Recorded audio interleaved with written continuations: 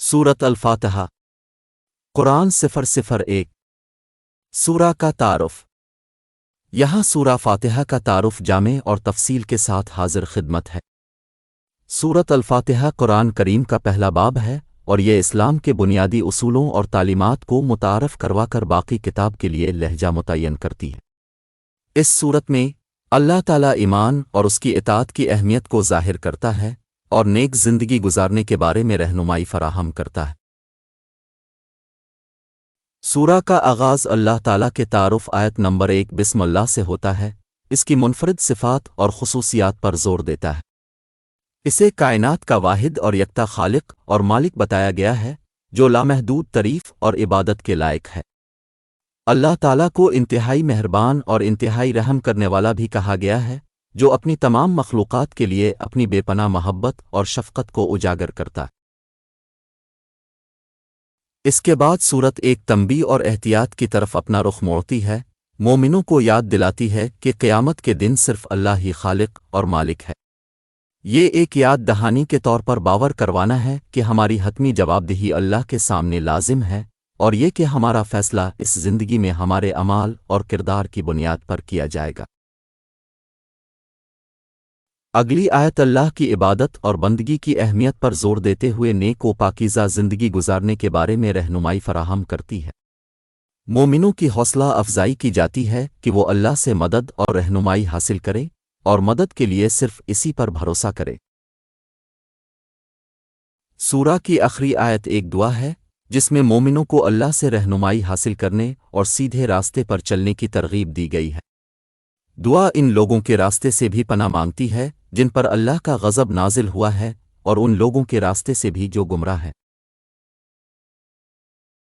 اس سورہ کے نام الفاتحہ کا مطلب ہے کھولنا، آغاز، جو قرآن کے شروع میں آغاز کے لحاظ سے موزوں ہے۔ یہ سورہ 7 آیات پر مشتمل ہے جو اسلام کی بنیادی تعلیمات اور اصولوں کا جامع تعارف فراہم کرتی ہے۔ مجموعی طور پر سورہ فاتحہ اسلام میں ایمان، اطاعت اور عبادت کی اہمیت کی ایک طاقتور یاد دہانی کے طور پر کام کرتی ہے اور قرآن کی بقیہ تعلیمات کے لیے مرحلہ وار لاہ عمل طے کرتی ہے۔ بسم اللہ الرحمن الرحیم الحمد للہ رب العالمین۔ ساتھ نام اللہ کے جو لاماتنا ہی مہربان، لاماتنا ہی رحم والا ہے۔ لاماتنا ہی حمد و ثناء اللہ ہی کے لیے ہے جو رب ہے تمام جہانوں کا۔ الرحمن الرحیم لاماتنا ہی مہربان، لاماتنا ہی رحم والا ہے۔ مالک یوم الدین مالک انصاف کے دن کا۔ ایاک نعبد و ایاک نستعین تیری ہی ہم عبادت کرتے ہیں اور تجھ ہی سے ہم مدد مانگتے ہیں۔ اہدنا الصراط المستقیم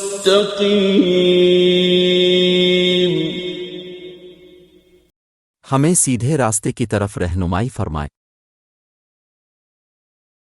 صراط الذین انعمت علیہم غیر المغضوب علیہم ولا الضالین۔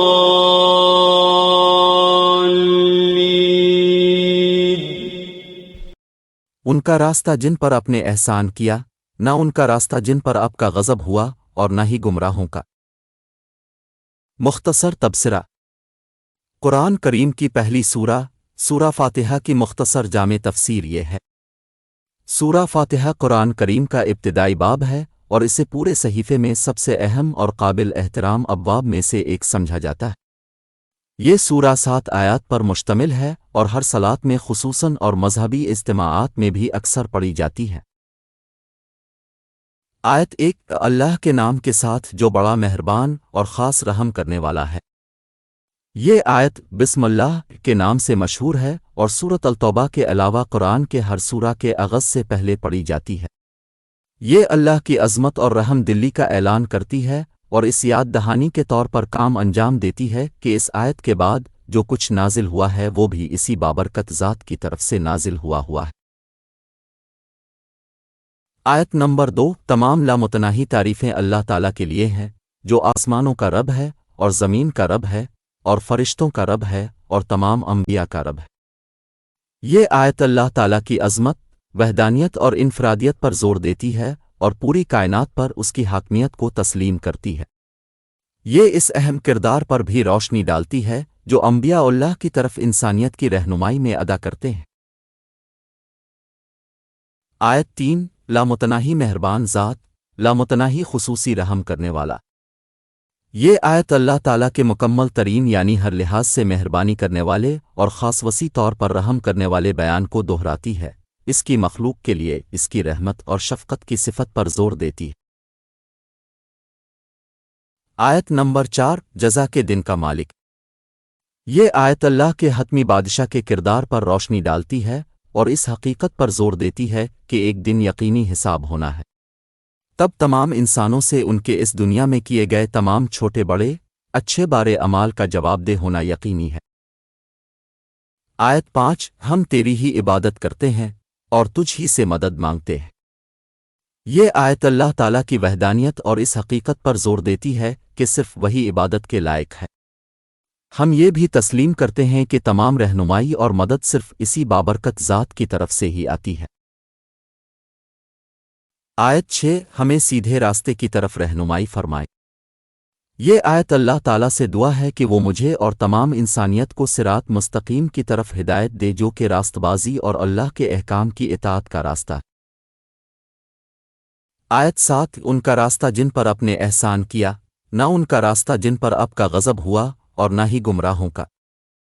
یہ آیت ہدایت کی اہمیت پر مزید زور دیتی ہے اور اللہ سے دعا کی ترغیب دیتی ہے کہ وہ مجھے اور تمام انسانیت کو ان لوگوں کے راستے کی طرف ہدایت دے جن پر اس بابرکت ذات نے فضل کیا ہے، نہ کہ ان لوگوں کے راستے کی طرف جنہوں نے اسے ناراض کیا ہے یا جو گمراہ ہے۔ آخر میں سورہ فاتحہ قرآن کا ایک طاقتور اور اہم باب ہے جو باقی قارآنی صحیفوں کے لیے لہجہ متعین کرتی ہے۔ یہ اللہ تعالیٰ کی وحدانیت اور انفرادیت پر زور دیتی ہے، پوری کائنات پر اس کی حاکمیت کو تسلیم کرواتی ہے اور اسی ذات بابرکات سے رہنمائی اور رحمت کا مطالبہ کرواتی۔ درحقیقت یہ ایمان کا اعلان اور نیکی کی دعوت ہے اور یہ سورہ زندگی کے تمام پہلوؤں میں اللہ تعالیٰ کو ہر پل یاد کرنے کی اہمیت اور اطاعت کی یاد دہانی کا کام بھی سرانجام دیتی ہے۔ 4 بنیادی اسلامی اصول۔ سورہ فاتحہ میں مذکور 4 بنیادی اسلامی اصول درج ذیل ہیں۔ توحید، اللہ تعالیٰ کی وحدانیت کا اصول، اللہ تعالیٰ کی انفرادیت اور وحدانیت کو پہچاننا اور اس کی تصدیق کرنا اور ہر قسم کے شرک اور بت پرستی کو رد کرنا، اللہ تعالیٰ کی صفات پر ایمان لانا جیسے اس ذات بابرکات کو قادر مطلق، ہمہ گیریت اور ہمہ جہانگیریت ماننا، زندگی کے تمام پہلوؤں پر اللہ تعالیٰ کی حاکمیت اور اختیار کو تسلیم کرنا، عبادت، اخلاقیات اور معاملات سمیت زندگی کے تمام پہلوؤں میں توحید پر عمل کرنا۔ رسالت کا اصول، اللہ تعالیٰ کے تمام نبیوں پر ایمان لانا بشمول آخری نبی محمد صلی اللہ علیہ وسلم اور ان کے پیغام کو قبول کرنا، انسانیت کی رہنمائی اور اللہ تعالیٰ کے پیغام کو پہنچانے میں انبیاء کے کردار کو تسلیم کرنا، انبیاء کی تعلیمات اور نمونوں پر عمل کرنا اور ایسی زندگی گزارنے کی کوشش کرنا جو اللہ تعالیٰ کو پسند ہو، انبیاء اور ان کی تعلیمات کی تعظیم و تکریم کرنا اور تعلیم و تبلیغ کا کام الفامت میں جاری رکھنا۔ امت کا اصول، مسلم کمیونٹی کے اتحاد اور یکجہتی کو تسلیم کرتے ہوئے اور اس کی فلاح و بہبود کے لیے کام کرنا، اسلام میں برادری اور بھائی چارے کی اہمیت پر یقین رکھنا، مسلم کمیونٹی کی سرگرمیوں اور عبادات میں حصہ لینا جیسے صلاۃ، روزہ اور صدقہ، ساتھ ہی مسلمانوں کی حمایت اور مدد کرنا اور مشترکہ مقاصد اور مفادات کے لیے کام کرنا۔ خلافت کا اصول، مسلمانوں کی ذمہ داری کو تسلیم کرتے ہوئے کہ وہ اللہ تعالیٰ کی تخلیق کے محافظ کے طور پر کام کرے اور اس کی بہتری اور ترقی کے لیے دن رات کام کرے۔ زندگی کے تمام پہلوؤں میں انصاف، مساوات اور ہمدردی کی اہمیت پر یقین رکھنا۔ اسلامی اصولوں پر مبنی منصفانہ اور مساوات معاشرے کے قیام کے لیے کام کرنا۔ آنے والی نسلوں کے لیے ماحولیات اور قدرتی وسائل کے تحفظ اور نشو و نما کے لیے اپنے آپ کو ہمہ کوشاں رکھنا۔ یہ سورۃ الفاتحہ میں مذکور 4 بنیادی اسلامی اصولوں کی چند مثالیں ہیں۔ ان اصولوں کو سمجھ کر اور ان پر عمل پیرا ہو کر مسلمان ایسی زندگی گزار سکتے ہیں جو اللہ تعالیٰ کو راضی کرے اور معاشرے کی بہتری میں اپنا حصہ ڈال سکے۔ توحید کا تصور۔ توحید اللہ تعالیٰ کی وحدانیت کا اسلامی تصور ہے جو اسلامی عقیدے کا ایک بنیادی اصول ہے۔ یہ عقیدہ ہے کہ صرف ایک ہی اللہ تعالیٰ ہے جس کی پرستش تمام انبیاء اکرام اور تمام مذاہب بنیادی طور پر صرف اسی ایک ہی قادر مطلق اللہ کی کرتے ہیں، اور وہ ہدایت اور حکمت کا واحد ذریعہ ہے۔ اسلام میں توحید صرف ایک مذہبی تصور نہیں ہے بلکہ روزمرہ کی زندگی کے لیے ایک عملی رہنما اور نمونہ ہے۔ یہ اسلامی معاملات، اخلاقیات اور روحانیت کی بنیاد ہے۔ روزمرہ کی زندگی میں توحید پر عمل کرنے کے چند طریقے یہ ہیں۔ عبادت۔ مسلمان توحید پر عمل کرتے ہوئے صرف ایک اللہ کی عبادت کرتے ہیں اور باقی تمام دیوتاؤں اور بتوں کو رد کرتے ہیں۔ وہ پنجگانہ صلات ادا کرتے ہیں، رمضان کے مہینے میں روزے رکھتے ہیں، حج کرتے ہیں اور غریبوں کو زکوٰۃ دیتے ہیں۔ اللہ تعالیٰ کی صفات پر ایمان۔ مسلمان اللہ تعالیٰ کی صفات جیسے اس کی رحمت، انصاف، حکمت اور قدرت پر یقین رکھتے ہیں۔ ان کا عقیدہ ہے کہ اللہ تعالیٰ کل، آج اور ہمیشہ کے لیے ایک ہی ہے اور اس کی صفات ابدی اور غیر متغیر ہیں۔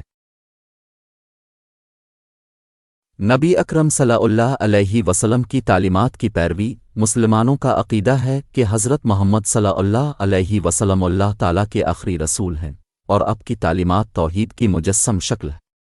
وہ اپنی زندگی کے تمام پہلوؤں میں ان کی تعلیمات اور مثالوں کی پیروی کرتے ہیں، بشمول صلات، روزہ، صدقہ اور اخلاقیات۔ شرک سے بچنا۔ شرک توحید کی ضد اور مخالف ہے اور اس سے مراد اللہ تعالیٰ کے ساتھ کسی کو شریک ٹھہرانا ہے۔ مسلمان شرک سے بچتے ہیں، اللہ کے سوا کسی اور کی عبادت نہ کر کے اور اللہ کے سوا کسی اور کی کسی اور چیز کی طرف کوئی طاقت صفات منسوب نہ کر کے عملی زندگی گزارتے ہیں۔ اللہ کو یاد کرنا۔ مسلمان اللہ کو ہر وقت دعاؤں، حاجتوں اور تسبیح کے ذریعے یاد کرتے رہتے ہیں۔ وہ اللہ کو اس کی ان گنت نعمتوں کا شکریہ ادا کرتے ہوئے اور اپنی روزمرہ کی زندگی میں اس کی موجودگی کا خیال رکھتے ہوئے بھی یاد کرتے ہیں۔ عاجزی کی مشق۔ مسلمان یہ تسلیم کرتے ہوئے عاجزی کا مظاہرہ کرتے ہیں کہ وہ اللہ کے بندے ہیں اور یہ کہ صرف وہی ذات قادر مطلق ہے جو ہر چیز پر کامل اختیار رکھتی ہے۔ مسلمان تکبر اور غرور سے بچتے ہیں اور اس کی بجائے وہ عاجزی اور اللہ کی مرضی کے تابع عملی زندگی گزارنا چاہتے ہیں۔ اللہ سے رہنمائی کی تلاش۔ مسلمان اپنی زندگی کے تمام پہلوؤں میں اللہ سے رہنمائی حاصل کرتے ہیں، صلات، دعاؤں اور قرآن کی تلاوت کے ذریعے۔ مختلف شعبوں کے علماء اور ماہرین سے مشورہ کر کے اللہ سے رہنمائی بھی حاصل کرتے ہیں۔ گناہ سے بچنا۔ مسلمان اسلام کی تعلیمات پر عمل کرتے ہوئے گناہوں سے بچتے ہیں اور ایسے کاموں سے بچتے ہیں جن سے اللہ تعالیٰ نے منع کیا ہے۔ وہ تسلیم کرتے ہیں کہ گناہ روحانی فساد کا باعث بن سکتا ہے اور وہ ایسی زندگی گزارنے کی کوشش کرتے ہیں جو اللہ کو پسند ہو۔ خلاصہ یہ کہ توحید اسلام کا ایک بنیادی اصول ہے جو روزمرہ کی زندگی میں ایک اللہ کی عبادت کرنے، اس کی صفات پر یقین رکھنے کے ساتھ نبی کریم صلی اللہ علیہ وسلم کی تعلیمات پر عمل کے ساتھ، شرک سے بچنے کے ساتھ، اللہ کو یاد کرنے کے ساتھ، عاجزی پر عمل کرنا ہے، اللہ سے رہنمائی حاصل کرنا اور گناہوں سے اجتناب کرنا ہے۔ توحید پر عمل کرنے سے مسلمان ایک ایسی زندگی گزار سکتے ہیں جو روحانی طور پر بھرپور و کامل ہو اور اللہ ان سے راضی ہو۔ یقینی طور پر دنیا و آخرت میں کامیابی کی ضمانت ہے۔ لمحہ فکریہ۔ سورت الفاتحہ کی پہلی آیت بسم اللہ خاص طور پر صلات میں بلند آواز سے کیوں نہیں تلاوت کی جاتی؟ صلات میں اللہ تعالی کے کلام سورہ فاتحہ کی پہلی آیت کو نظر انداز کیوں کیا جاتا ہے؟ سورہ فاتحہ کا آغاز دوسری آیت سے کیوں کیا جاتا ہے؟ بے شمار تعریفیں اللہ کے لیے ہیں جو تمام جہانوں کا مہربان اور دیکھ بھال کرنے والا رب ہے۔ 1-2 جبکہ پہلی آیت بسم اللہ سے کیوں نہیں؟